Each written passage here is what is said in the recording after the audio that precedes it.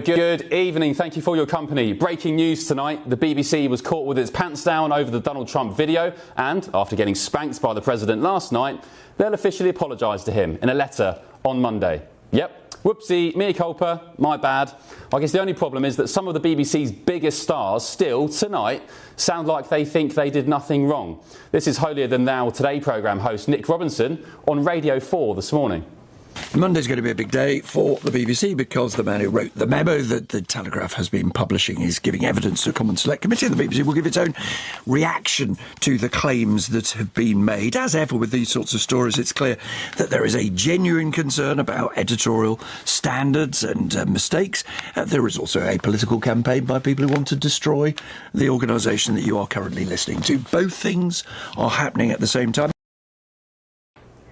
Oh yeah, boo-hoo. Well look, let's be honest for once, shall we, Nick? The BBC is destroying itself. It's not right-wingers sitting at the Panorama editing desk and creating fake news videos. They did that. But Robinson wasn't the only one today. The BBC World Affairs editor John Simpson also waded in. He wrote on X, Nick Robinson is exactly right. There's a genuine concern about editorial standards and mistakes. There is also a political campaign by people who want to destroy the organisation that you are currently listening to. Both things are happening at the same time. Now look, I'm sorry, John, I'm sorry, Nick. Splicing together two things a man said nearly an hour apart from each other to make it look like he said the opposite of what he did isn't an editorial mistake. The White House was right. It's propaganda. And the lack of remorse is telling. The other question that begs tonight is why the BBC didn't raise the Trump video as a serious problem when it was first raised as an issue way back in May among B bosses. So Danny Cohen, the former director of BBC Television, he told The Telegraph tonight, both BBC Director General Tim Davie and Chairman Samir Shah were in the room when the fake Trump video was raised as a serious problem 6 months ago. This makes it very hard for them to excuse away the scandal. So, who's going to fall then on their sword tonight? Will it be maybe Tim Davie? Will it be Samir Shah? Has anyone been sacked yet? And where was BBC Verify amongst all this? The so-called fact-checking unit which spaffs £3.5 million of licence fee money up the wall each and every year, paying more than 60 staff members to make sure news stories are accurate. That whole damn unit, by the way, should be shut down immediately. But back to the wider story here. Why the hell should Brits be threatened with jail if they don't cough up £174 a year to an organisation which I now see as clearly unfit for purpose? The Trump deception video is the latest in a series of serious blunders from the BBC spanning absolute decades. And just this scandal alone, just the Trump video, would have probably seen the likes of GB News shut down. Could you imagine ministers frothing at the mouth to get on the airwaves and call for our demise? The BBC, meanwhile, gets away with it time and time again. Jimmy Savile, Martin Bashir's lies scamming Princess Diana, Hugh Edwards, whose licence fee payers are still funding his 300 grand a year pension, by the way, despite being a filthy paedophile. BBC News' lies that Israel bombed a hospital in Gaza when it was in fact a dodgy Hamas rocket. The obscene coverage of the police raid on Cliff Richard's home. Do you remember that? Bob Villan, this year, being allowed to spew filth at Glastonbury. The reporting of Nigel Farage's bank account. Their Gaza documentary featuring the family member of a Hamas minister. And of course, this week, presenter Martin Croxall getting whacked for daring to believe in basic biology. And of course, the latest Trump scandal. It was only in August it was reported an 89-year-old widower received 53 threatening letters from BBC heavies for non-payment of their licence fee. And do you remember the greedy Beeb used to give free licence fees away, didn't they, to over 75s? But they pulled that back in 2020. Maybe so they could fund their inane and inept Verify team, who knows? But imagine threatening pensioners who refuse to fund your propaganda. The BBC will apologise to President Trump, whereabouts, on Monday, but it's time they apologise to the great British public too, because what was once an internationally respected institution has now morphed into a joke of an operation that behaves like an organised mafia when people refuse to cough up and fund their nonsense. It's time the BBC was put out to pasture, and President Trump should do what he did with ABC News and CBS here in America: sue the pants off the BBC. Now, down the line to discuss this is former BBC Current Affairs producer John Mayer. John, good evening. Thank you for your company. One big question. I think you left out the kitchen sink there. You threw everything in. You threw everything in that little Apologies. diatribe. Where's the kitchen sink? Look, the BBC has crisis managed this terribly. They always do. And this is the worst of the lot. But it's a bit rich that, Boris Johnson and Donald Trump are accusing the BBC of lying. Are those two truth tellers? Ask yourself that question. And now, what the BBC needs to do is publish any internal inquiries and publish them now. Don't hide them. They've had an internal inquiry about Prescott's complaint. Let's see what it said. And should Davey resign? No. But as editor-in-chief, he and the news CEO should appear at Select Committee next week or a news conference, explain and blame. They hide the two of them hide, and they have the armadillo defence. They put something around them. It no longer works. Transparency. So more than assistant head should roll on this, because that was an unfair piece of editing. Let's be honest, a totally unfair piece of editing, and they should have come out and said we were wrong on that, and they're eventually saying that. So, which is too little, too late. Now, in terms of Arabic service, yeah, go on. The Arabic service. Yeah, John, I was just going to say some of the BBC's biggest stars, Nick Robinson, John Simpson, they think this is some right-wing plot to bring down the corporation. What's your take on that? There's an element of truth in that. The Telegraph, the Express, and the Mail, day after day. I mean, you can't read. I have a subscription to Telegraph. You can't read the Telegraph any day without at least two BBC stories. One of them true, one of them not true. What are they going to replace it with? Why do they hate the BBC? Why does GB News hate the BBC? They keep you honest then.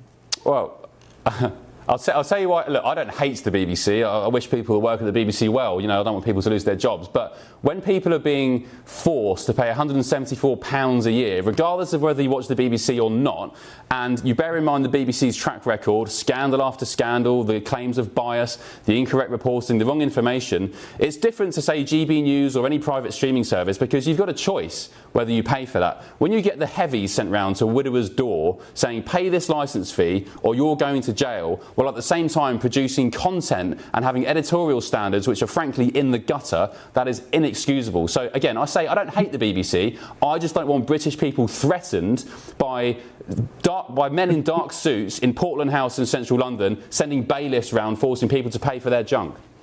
How would you finance public service broadcast if you didn't have a licence fee? Ask yourself that question. Can't be advertising, because if they're so confident in their products, they should offer it as like a streaming service like Netflix. Put your money where your mouth is. Make sure your content and your standards are up there, and go into the marketplace. It's a free market. We live in a capitalist society. Don't suck off the teat of the state, not just the state, pensioners. Maybe they should have a hybrid licence fee where there's a small licence fee, and the other side of the iPlayer is that you actually subscribe, because the BBC makes a bloody good programme. Look at the traitors, celebrity traitors. 11.1 million, 11.2 million people, day after day after day, and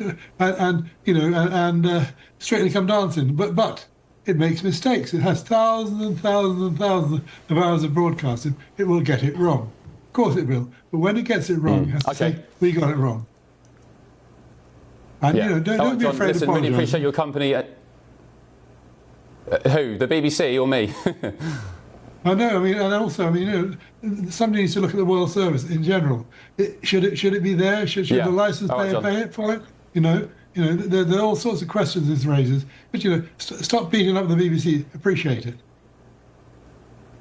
Well, if they stop employing paedophiles and putting out fake news, I might have a bit more respect for them. Thank you, John. Appreciate your company. Have a good evening. Thank you very much for your contributions. Right, joining me in Washington, D.C. is my panel, political analyst Eric Ham and political commentator Hilary Fordwich. Good evening, panel. Welcome along. Good evening. Hey, ladies first, Hilary. Yes. Your take on this BBC nonsense. There was the Telegraph journalist, Rob Crilly, who broke this story yesterday. He was in the studio on the Late Show Live. He said that he doesn't normally see BBC Washington correspondent Gary O'Donoghue in and around the White House very often, but he was in the White House yesterday. I just wonder, has he been dragged in for a dressing down in the Oval Office, which pre-empted this apology now coming on Monday? Well, I don't know, and I won't speak to things I don't know. What I do know is we have the same thing over here. I mean, we've had networks, and that's why Trump also sued, where they edited what Kamala Harris said, and they tried to sort of clean up her word salad. So I think it's both sides of the Atlantic. I think the biggest issue here is the British taxpayer is paying for propaganda, left-wing propaganda, just like in the US when we fund NPR,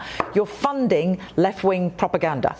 So I do think what's really important is that if the government is going to fund anything, it's got to be balanced. And I think that's the important issue, both sides of the Atlantic, exactly the same issue. Eric, do you think President Trump should sue the BBC? Do you think he would sue the BBC? Do you think it's in his interest to? No, I don't think suing the BBC is the same as suing ABC or CBS. I think clearly what took place there, that was more like an extortion plan that played out. He was basically just shaking down those entities, recognizing that Donald Trump, given his lawlessness, would certainly threaten their FCC licenses, and I don't think he would be willing to go that far with the BBC. We know he's already suing the Wall Street Journal, which is a Fox property, but I think the central issue of, in fact, what the BBC did, I do believe that's something that needs to be looked at. However, I don't think it in any way changes the tone, the tenor, and exactly what happened on that fateful day.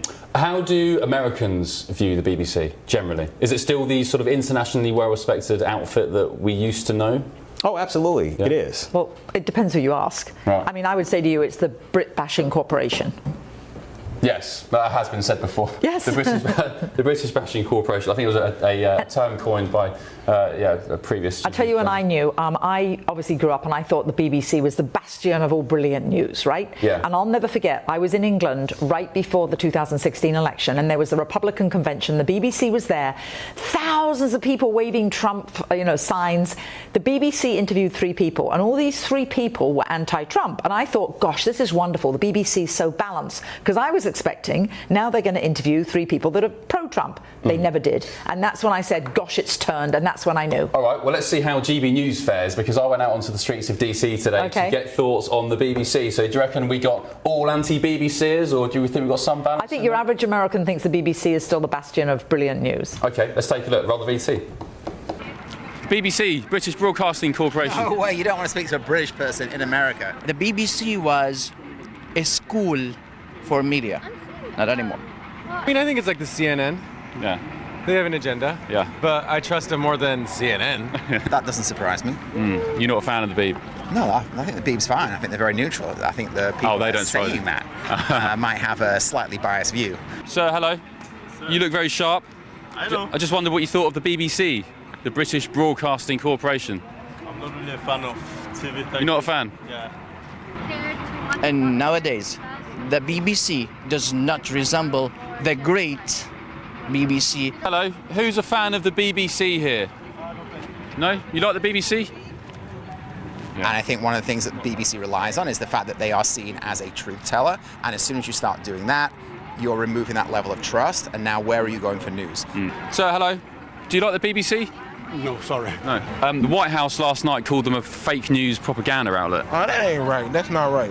We don't stand for that. Everybody deserves the equal amount of respect. At the BBC, they got a clip of President Trump and they spliced it to make him say something that he didn't say. Yeah. Nah, that's not right. That's clip farming, right? Down with the BBC. Nah. Yeah. But I just think the BBC have to be a little bit careful with what they're doing.